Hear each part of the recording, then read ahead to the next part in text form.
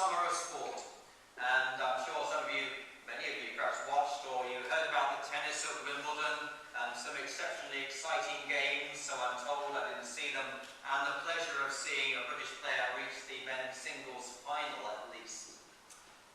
And at the moment, of course, there's a British cyclist about to win the Tour de France. And later in the summer, we'll have the Paralympics in this country beginning on the 29th of August, with sportsmen and women with a disability from around the world competing. But of course, before the Paralympics, and due to start in less than a week, we have the Olympics themselves. Some of you here may remember the last occasion when the Olympics were held in this country, but you probably didn't see very much of them in those more or less pre-television days. And those were certainly a small and perhaps I can say amateurish affair compared with what the Olympics have become now. Today the Olympics are big, professional in every way, they're big business. The overall cost to the public purse may be in the region of £11 billion. And there are 205 countries taking part in 300 separate events. And there will be wall-to-wall coverage on dozens of TV channels, presumably. And like it or not, it'll be impossible to escape the Olympics.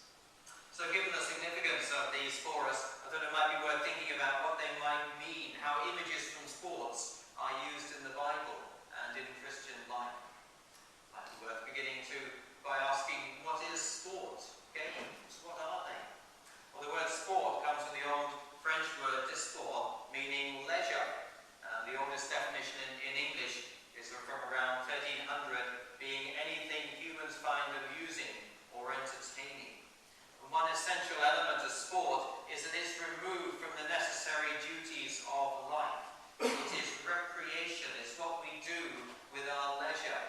And as such, sport is an integral part of human life.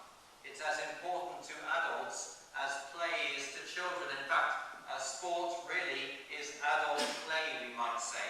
It belongs to that area of activities in which we're not just surviving, doing what's essential for food and clothing and so on, but we're doing what we choose to do and showing in that something of our human nature.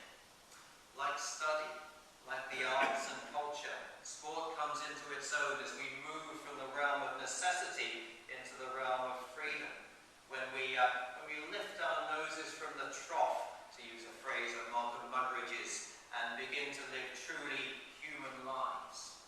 And as such, sport's been part of human civilization from quite early on. For example, there are pictures showing Egyptians taking part in what look like sports activities, running races, swimming, throwing the javelin, high jump and wrestling from very ancient times, perhaps as early as 2000 BC. But I don't think that we have clear reference in the Bible to sport until much, much later. If the ancient Israelites practiced sport, and we don't seem to have any record of what they might have done. We know, of course, that men trained for war, and so we find Saul's son Jonathan practicing his archery out in the fields, First Book of Samuel, chapter 20. But I don't think that was sport, that was practicing for battle. And similarly, wrestling was known and practiced, but not necessarily, again, as a sport. We have the story of Jacob wrestling with an angel by the ford of the river Yabok. Maybe wrestling with God himself, the story is not clear. But sport as an end in itself, sport as play, as game, doesn't seem to figure that early in the Old Testament. And the earliest reference I can find to running a race is in the book of Ecclesiastes, which Ecclesiastes may be rather later than the time of Solomon, who perhaps seems to be the author. But it's a very famous passage, chapter 9, verse 11, where it says, "The race is not to the swift, nor battle to the strong, nor does food come to the wise, or wealth to the brilliant, or favour to the learned, but time and chance happen to all. The race is not to the swift." The enthusiasm for sport seems to come from Greek culture. And it's to ancient Greece we turn, of course, to see the origin of the Olympic Games, which I think could be dated to about 776 BC, but clearly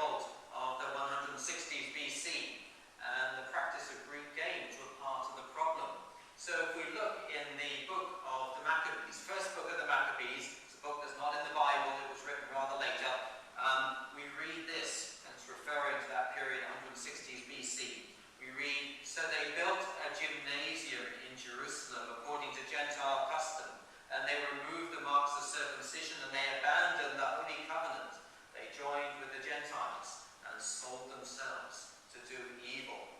So that idea of the gymnasium is very much associated with turning away from God. And the second book of Maccabees, chapter 4, gives us a little bit of the historical background that I mentioned. When Seleucus died and Antiochus, who was called Epiphanes, succeeded to the kingdom, this is ruling over Syria, but also including Israel, Jason, the brother of Ananias, obtained the high priesthood in Jerusalem by corruption, promising the king at an interview 360 talents of silver, and from another source of revenue, 80 talents. In addition to this, he promised to pay 150 more if permission were given to establish, by his authority, a gymnasium and a body of youth for it, and to enroll the citizens of Jerusalem as citizens of Antioch.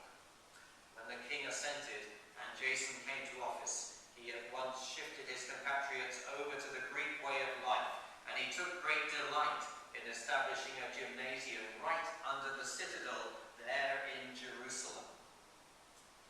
Well, perhaps that didn't last very long, and there was a great revolt over that Greek influence. But despite that very successful Jewish revolt against the Seleucid rulers, gymnasiums did become established in Palestine, and over time the Jews became acquainted with Greek sporting practices. And so we see, moving on through history, images from the stadium seem to come to the mind of the Apostle Paul and the writer of the letter to the Hebrews very easily. Perhaps the best known example is the one that we heard read from the first letter to the Corinthians, chapter 9. This was a letter written by Paul in Ephesus to the Christian community in Corinth. And again, here it is in a very modern translation. You've all been to the stadium and you've seen the athletes race. Everyone runs, one wins. Run to win. All good athletes train hard. They do it for a gold medal that tarnishes and fades, but you're after one that's gold eternally. I don't know about you, says Paul, but I'm running hard for the finish line. I'm giving it everything I've got. No sloppy living for me. I'm staying alert and in top condition. I'm not going to get called nappy, telling everyone else all about it, and then missing out myself. And where, one wonders, had Paul been to the stadium to see such games? Probably not in Jerusalem, but perhaps in Tarsus, where he grew up, or in Antioch, where he served the church, or perhaps in some of the other Greek cities that he visited spreading the gospel. Or perhaps Paul hadn't actually gone to see such things in person, but he'd heard them talked about so much that the images came naturally to him. He writes, every athlete competes, and the word there, compete, is rooted in the Greek word agon, meaning a struggle. We have words like agony and agonize. And the agon, the contest, was at the very heart of Greek culture, that striving to be the very best and to gain the glory, to be number one. And Paul adopts that theme in his letters. The Christian life is a struggle to remain faithful to God and to persevere in our walk with Jesus. The Greek athletes competed for a crown of olive or pine leaves, a perishable crown, and even the glory that it represented faded over time. But Paul directs his fellow Christians to struggle for the crown that doesn't fade and doesn't tarnish. Paul talks about the athletes' strict training and strict control. In the ancient Greek games, the competitors had to train for a number of months, and this self-discipline was essential even then if the athlete was to be successful. You may remember that elsewhere the apostle speaks of self-control as one of the fruits of the Spirit.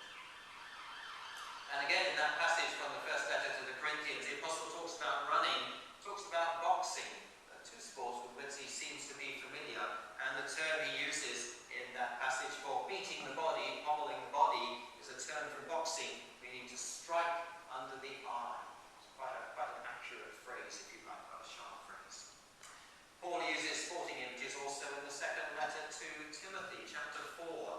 He says, this is the only race worth running. I've run hard or right to the finish. I've believed all the way. All that's left now is the shouting, God's applause. Depend on it. God's an honest judge. He'll do right by me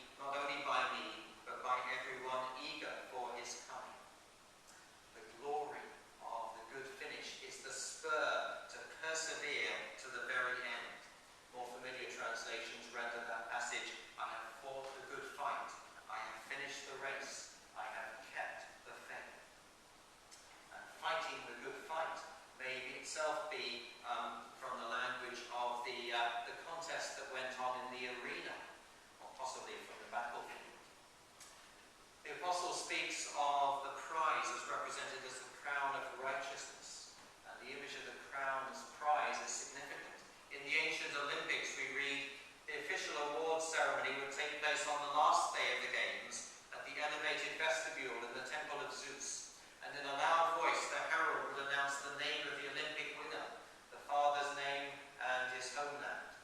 And then the Greek judge placed the sacred olive tree wreath on the winner's head. But Paul takes that image from the Greek games and he applies it to God's reward for those who faithfully follow Jesus. God is the perfect judge who will reward those who persevere to the end of the race. The same picture is found elsewhere. In Philippians chapter 3, verse 14, we can translate there as, forgetting those things which are behind, says the apostle, and stretching forward to the things that lie ahead, I make for the mark, for the prize. And here the reference may be to a chariot race, the driver almost leaning forward on the reins as horse and chariot speed along, a situation in which a backward look would not only be foolish, cost time, but might also be fatal, might cause an accident. And of course the idea of the race appears very powerfully in the letter to the Hebrews, chapter 12, those words that I read at the beginning of the sermon. Do you see what this means? All those pioneers who blazed the way, all those veterans cheering us on, the images of us in a stadium, and all those who've gone before us in the faith are in the stands all around us, and they are cheering us on to the very end. It means we better get on with it, says Paul. Strip down, start running, never quit, no extra spiritual fat, no parasitic sins. Keep your eyes upon Jesus, who both began and finished this race that we're in.